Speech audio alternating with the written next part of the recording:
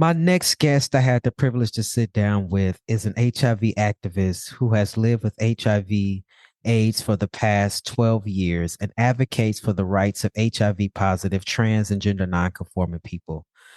They are also the executive director of Positive People Initiative in Uganda, an organization that supports people living with HIV and AIDS in Uganda. My guest also operates a transitional shelter that provides a diverse space for marginalized people to socialize and to be inclusive for folks that are living with HIV and AIDS.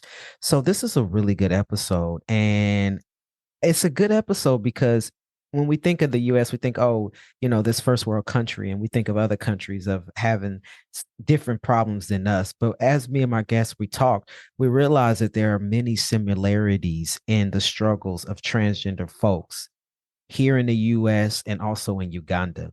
So within this episode, we discuss laws and things that affects transgender lives in Uganda, as far as access to hormones, access to gender affirming care, access to shelter and safety. This is really good, right? Because it sheds a lot of light on how, as people, as human beings, how we deserve to be treated with love and respect. We deserve to live our truths. We deserve to have safety. We deserve to have clothing. We deserve life. Let me just sum that up, right? Transgender folks deserve life just like anybody else, right? We all deserve life as human beings, whatever that means. Life meaning to prosper, to be happy, to be healthy, right? So, this is a really good episode. I hope that you enjoy.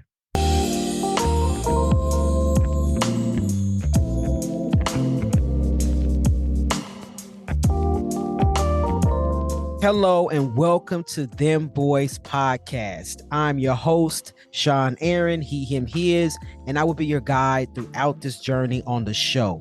This show is a platform where trans men of color voices will be amplified as we share our stories. Trans men of color are not monolithic. What that means is our journeys are not the same. We come from different backgrounds, we have different stories, family relations, chosen family, and most of all, we have different transition journeys. Visibility equals possibility. I like to say that all the time. We like to highlight on this show trans men of color businesses and entrepreneurs, parents, athletes, survivors, and many other issues and topics that are relatable to trans men of color in our existence. Dem Bois Podcast is not only a platform to amplify our voices, but to raise awareness and conversation around our lived experiences. So, thank you for tuning in. Thank you for supporting, listening, and sharing the show.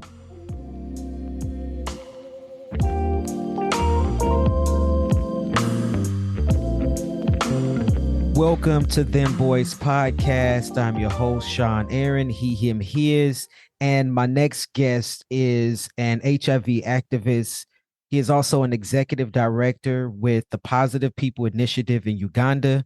And he also operates a transitional shelter. So welcome to the show. My name's Ruthra Lubega. I'm 36 years of age, 9 years living with HIV AIDS. I'm the founder of Positive People Initiative Uganda, even a transition shelter, Devin House of Hope. Devin House of Hope is a shelter for both transgender men and trans women living and affected by HIV, AIDS, and those who are homeless. Thank you for that. So I want to ask you, for folks who don't know, where are you located? Uganda is my country. Okay. So for folks who are listening who may not know where that is, because I'm sure there are some folks who don't know where that is, you want to explain to folks exactly where Uganda is? Africa, East Africa. What's it, East Africa? Thank you so much for joining us from East Africa. And so the time difference between the two of us is 10 hours. So it's 10 a.m. here where I am, but it's 8 p.m. where you are. Yeah. So what I like to ask guests first is the name Ruthra. How did that name choose you? One day I came out with my name. I used to search on Google Ruthra is a name for both male and female. Yes. I love that. How old were you when you discovered the name that you would like to go by? By then I was 15 years of old. 15. So at 15 years old, were you still in your parents' home? No, I was disowned by my parents at the age of 15 years of age. Um, I grew up on streets of Kampala. So Yes. from the age of 15 until now, you so have do you have contact with your parents now? No. Mm. So so let's start with that. So would you like to share with us your transition journey? So let's start from as early as you can remember until now. How did your transition journey go? Um, I myself have faced many challenges. Here in Uganda, transitioning is very difficult and we face many challenges. You want to speak on some of those challenges that the folks in Uganda who want to transition face? Um, Let me first say that ever since the law passed, we transgender persons or trans men, we have been facing many challenges. Um, at times, they used to like when you are walking on streets, they used to say, "Is this a woman, a man?" Some of them like they wanted to undress to see what is really inside. How does your body looks like? How does your private parts looks like? Is this like the police or will it just be like random people? The public and even the police. So they could just stop you wherever you are and just undress you to see who you were underneath your clothing? Yeah, Oh, wow. because right now I myself and other folks we are ever indoors with you or to talk with my brother so that when I came out until now. Some of the challenges we face as we trans men, we are being beaten by the community, even going to get medication in hospitals. We are being imprisoned. The big number, they are homeless because they were disowned by their families. Mm. So can you talk a little bit about the bill that passed for folks that don't know? I'm not even sure about the bill. So can you educate us a little bit about the bill that was passed against transgender folks in Uganda? So does it say that you can't live as a transgender person? What does the bill say that puts folks in Uganda in danger?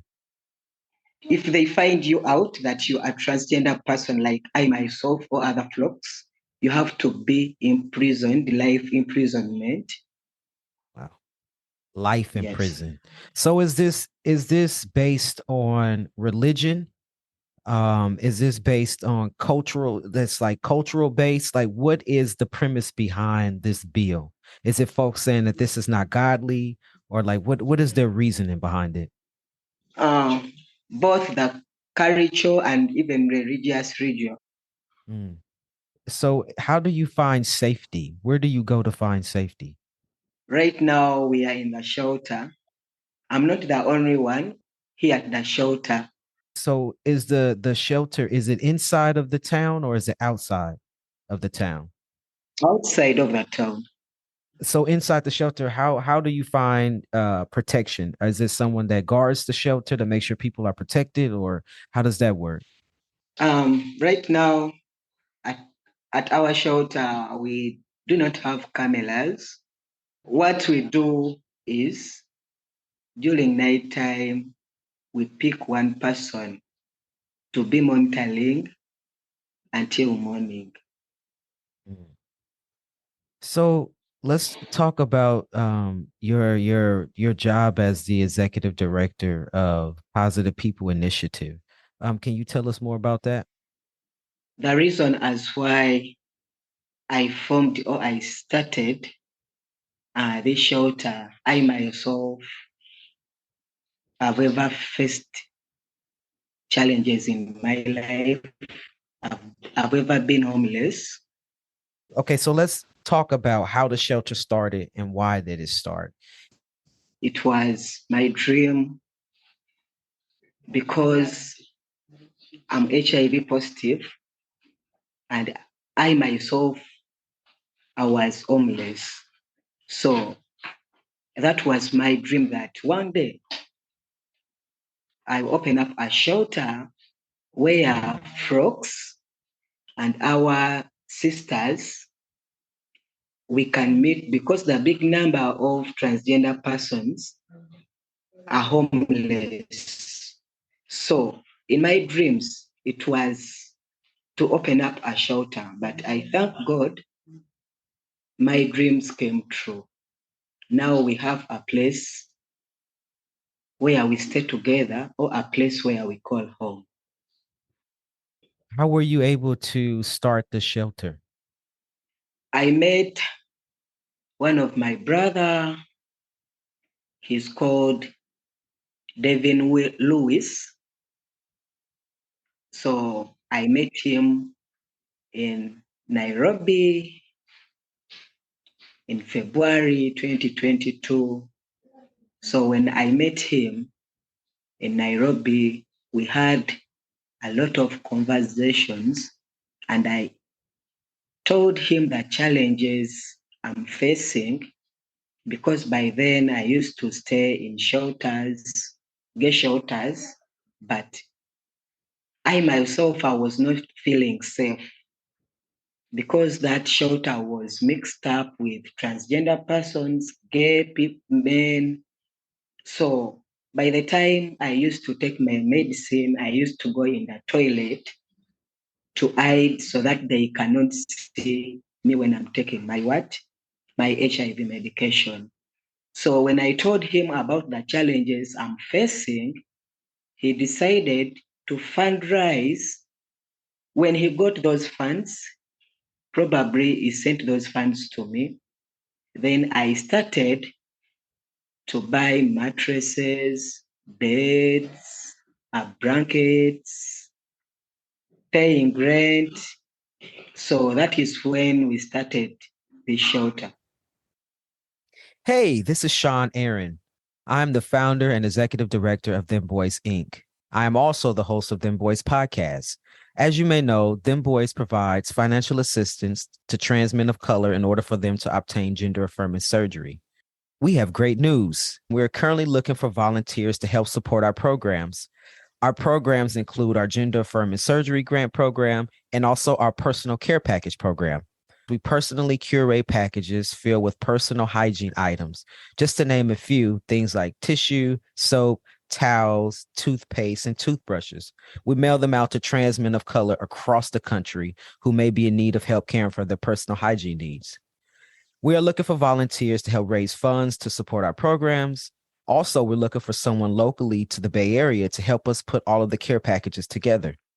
If our mission is something that resonates with you and you would like to help support our work, just let us know. You can send an email to hello@dembois.org. That is HELLO at DEMBOIS.org. And we will get back to you with further details. Thank you for listening, and I hope you enjoy the next episode. So, how many people do you currently have in the shelter right now? Right now we are 25, but every now and then the number increases. Yeah, we get new occupants. So, you mentioned that you are an HIV activist and you currently living with HIV. Is this something that happened before, like when you were born? Is this happened when you were 15? When did that happen for you? My story, I used to sleep on streets of Kampala. The only option I had to do, I had to be a womanizer to survive because by then I was jobless. I had nowhere to stay and I had no any relative. So the only option I had to do, it was to be a sex worker. Then in 2015 is when I knew that I'm HIV positive. So the other folks, you mentioned that other folks in the shelter are also HIV positive, correct? Yes, So how does your HIV activism, what does your work entail? I work as a peer navigator, helping out transgender persons living and affected by HIV to access health services without stigma and discrimination. I love that. Yes. So what is the services that the shelter provides? So is it helping folks get food, helping folks get their medication? What other services does the shelter provide? Food, medication, HIV counseling, and some sessions for mental health, uh, economic empowerment. So Yes. so once someone comes into the shelter, are they ever integrated back into the society outside of the shelter, or does folks usually come in and they just stay? How long are people allowed to stay within the shelter? Right now, what I can say, ever since they passed the law, we are no longer moving outside. We are ever indoors. Even like when we are going to buy food or other shelter items, we order them through online. Um, the only person who goes outside to pick the delivered things, we have here a queer woman who helps us. For her, she goes outside to pick the items which they have delivered. Why is she the person that goes? Is it because she isn't because she's just a queer woman and she's not trans identified? Is it safer for her to go? What is the reasoning that she's the one that goes out? It be safe, like, because for her, no one can doubt or no one can overtalk about her. Yeah. That makes so much sense. So tell me a little bit more about, do you know the statistics of how many people are living with HIV in Uganda? Um, 20% transgender persons are living with HIV here in Uganda. What is the population of Uganda? You know, 50 millions 50 million. point something, yeah. Wow. So what about access in the shelter? Do you have mental health services for folks? Yes. So can you talk about that a little bit more? I wanna ask you about your own mental health, right? Because you say you were homeless at 15, and I also was homeless when I was 18. And so that definitely affects your mental health. So how could you speak on that? Like how are you taking care of your mental health? Or in hospitals, by the time we used to go in government hospitals, mental health services, they had no those programs for mental health.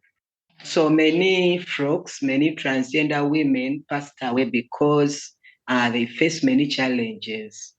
So the access to mental health, is that just denied for transgender folks, or is that something that's just denied to people in general? So how does that work? Is it like, okay, because you're transgender, you can't get mental health services?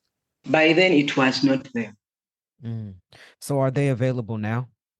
Right now, on their programs, it is there. But I myself, as a trans person, I have no authority to go to those hospitals or health services to get those services, because right now, what I can say, even the some health workers, the health services, they are discriminating transgender persons. Like I myself, one day, by the time I used to go to government hospitals to pick my medication, my HIV medication, many health workers used to say that, are you man? Are you a woman? How do you fuck, how do you do your sex? So I used to face some of those challenges, and those challenges, if I was not out and proud or advocating for transgender persons living with HIV, I would have been in closet because they overtalk words which are not good. How do you handle a situation like that? So say like you go into the clinic to get your medication and somebody says something to you like that. That's obviously rude, right? And it's disrespectful to who you are as a person. So how do you handle that? What do you say? Right now, I have to be strong because I decided to advocate for transgender persons to be out and proud so that this youth, because there are a big number of folks here and trans women are youth. So, like, I have to show them that I'm strong to make them to be strong. So you're setting an example for folks. Yes. Yeah, I love that. So let's go back to mental health a little bit. So how, because you can't access mental health services, how do you take care of yourself? You're in the shelter and you're making sure everybody else has food, everybody else has a place to stay, everyone else is safe. How do you take care of yourself? I myself, um, at times, I read. So I want to know, like, do you have faith or spirituality that you reflect on in times when you need to when you're not reading, right? Do you have other times of things that you use to help yourself? Yes, we have here a pastor, and I myself am a Catholic because in every situation or in every challenges a human being faces, God has to be the first. Mm. Right now, what I can say, this month is for Mother Mary. The more you pray your rosary, the more blessings, all doors are open. Mm, I love that. So some Yeah. people may say, hey, you're a transgender person. God doesn't hear you. God doesn't see you. Is that something that you believe, or do you believe God sees you no matter what? Uh, I myself, God knows me and God loves me. Because right now, what I can say, I'm not working, I'm ever indoors, but still, I have life and I have people who are willing to support us, like you, my brother. I love that. Absolutely. Hey, this is Sean Aaron, the host of Dem Bois Podcast. Are you enjoying the podcast so far? Great. I'm glad that you are. Would you consider donating today to help support the continuation of this podcast? As you know, this podcast aims to serve as a platform to highlight and amplify the voices of trans men of color and share our transition stories. The podcast not only aims to amplify trans men of color voices, but it also raises awareness around our lived experiences. You would like to donate? Where can you donate? Great. I'm glad that you asked. Link in our description will take you directly to Network for Good, whom we've partnered with in order to collect donations for the podcast. Or you can visit our website. On the website, click the donate button, and from there, you are able to donate directly to the podcast. All donations are tax deductible. What does the donations go to? Oh, I'm glad that you asked. Your donation will help to support our production costs. We are working with Jasmine from Pink Lady Productions that brings you this awesome content. And also, we pay our guests an honorarium. Pay our guests an honorarium. Yes, we do. Why? Because as trans men of color, we would like to support and uplift each other and honor the time that's given out to come here and share their stories. So if you love this podcast, share and donate. See you on the next episode. Take care. So for folks that's listening, is there something that you would like to say that maybe you haven't said that people can learn and know about the transgender folks that are living in Uganda? Right now, frogs are being killed. We are ever indoors. We cannot access medication as trans folks living with HIV. We are jobless. We lack empowerment. Our power is gone, but let us switch on. We have a torch, so power is gone. I got you. Okay. Is that something that Still, happens regularly or I think so. yeah, Sometimes, is it just in your shelter or is it in a city in general where the power goes out like that? so like paying electricity, water bills, rent, buying food. Those are some of the challenges we face. Pads for frogs, hormones, like I myself am on hormones. At times I get, at times I don't get. Hmm. How is it? How is the access for you? We didn't talk about hormones. We talked about HIV medication. How is it? Yeah. How easy is it for you to access your hormones? Um, I send the other queer woman, Brenda, whom I mentioned at first. She goes at the pharmacy, she buys them. So when they see Brenda and they look at her and they said, "This is a woman," not knowing that she's a queer woman, do they give her trouble for getting your hormones, or what do they ask her? Do they ask her, "Hey, who is this for?" Like, do they harass her for getting hormones? They can think that she's going to sell those hormones because the hormones you use in USA, they are not the same as we use in Uganda. Yes. Hmm.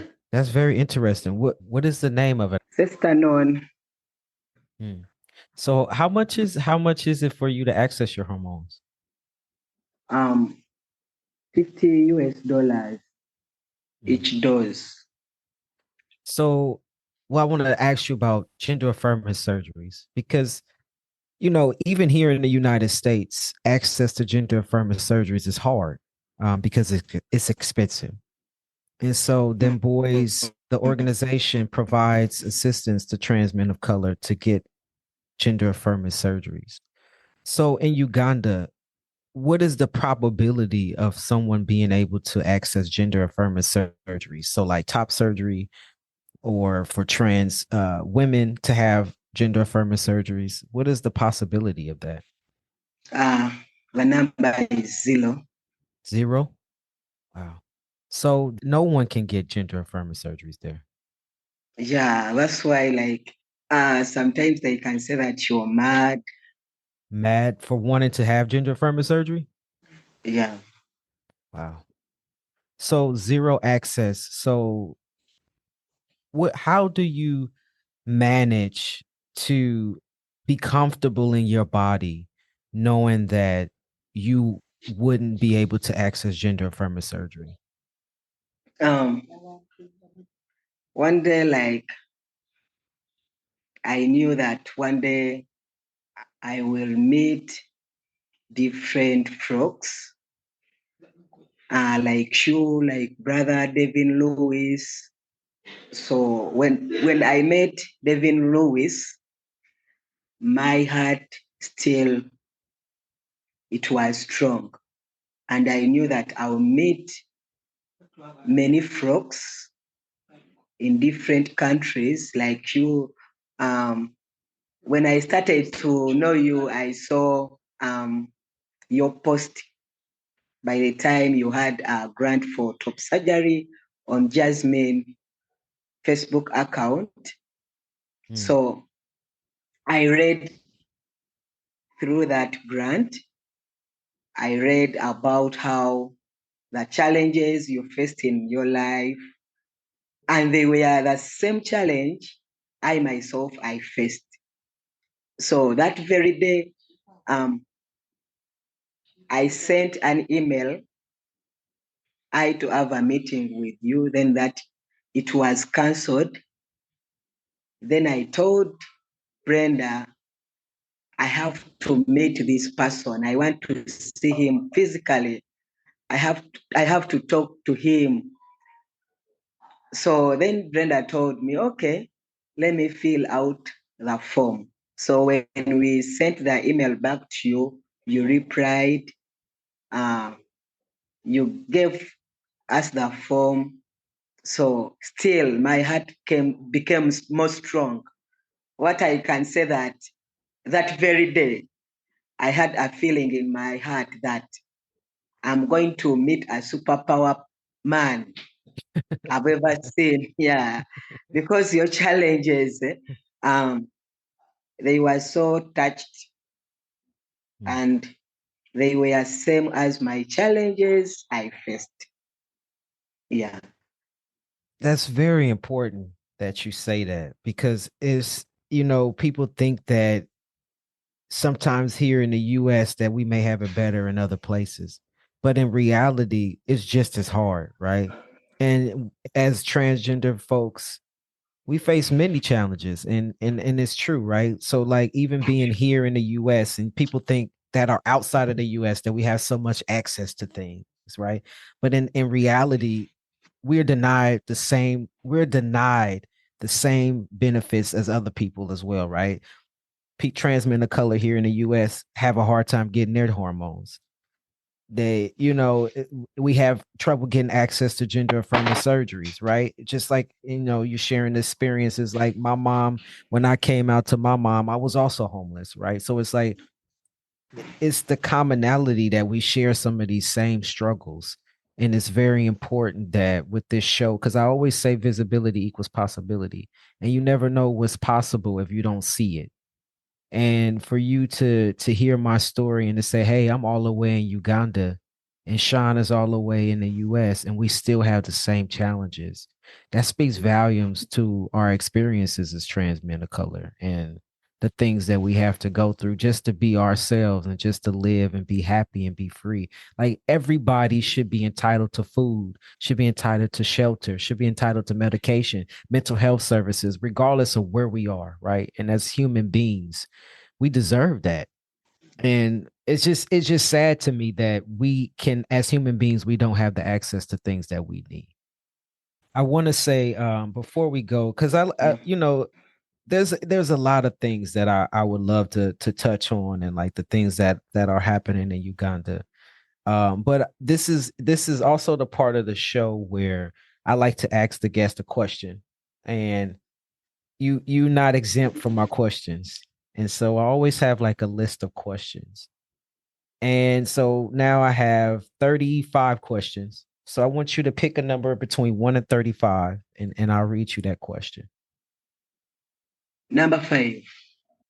Number 5 says, what is your number one fear?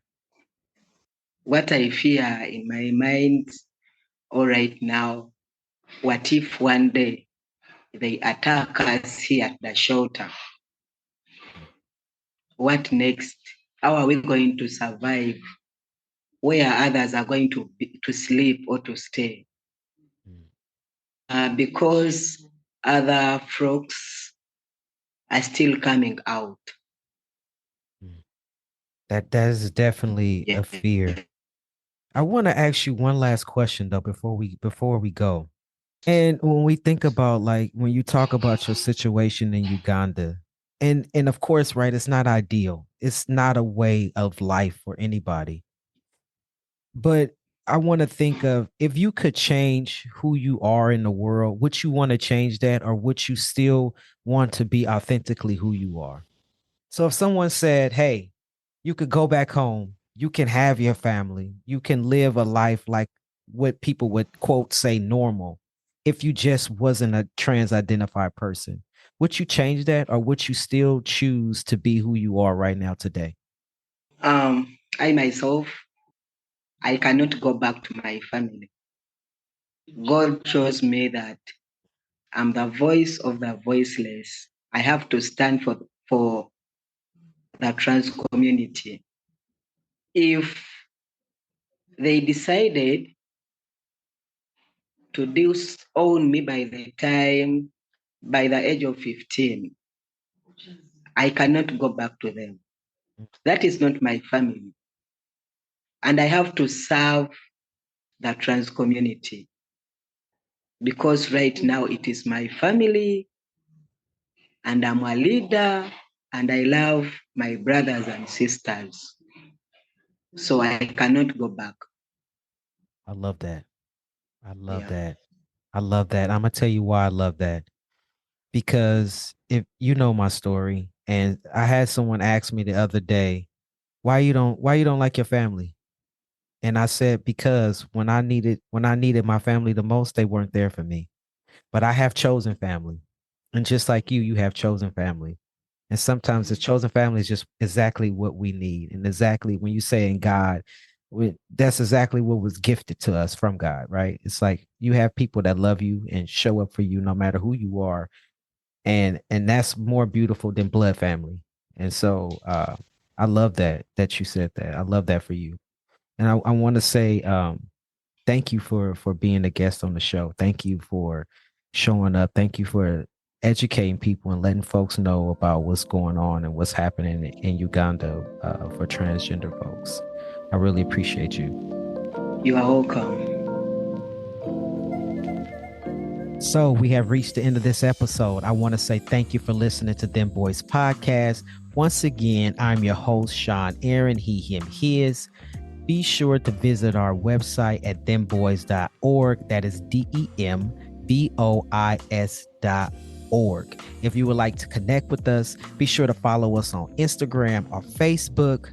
If you think you would be a great guest on the show, or if you know somebody you think would be a great guest on the show, there's multiple ways to request to be a guest on the show. First is you can go visit our Instagram page, click the link in our bio, and from there you'll be able to request to be a guest on the show. Or you can visit our website, click the programs tab up top, scroll down to podcasts, click the podcast button, and from there on the podcast page, you'll be able to request to be a guest on the show. Yo, we need questions, y'all. If you have those burning questions, a question that you want to ask me or a future guest on the show, there's multiple ways that you can send in questions, right? So first, you can go to Instagram, DM us that question, or you can email us at hello@dembois.org. That's HELLO, like hi, at dembois.org. Be sure to like the show. Be sure to share this show out with your friends and other folks in your networks. So until next time, take care.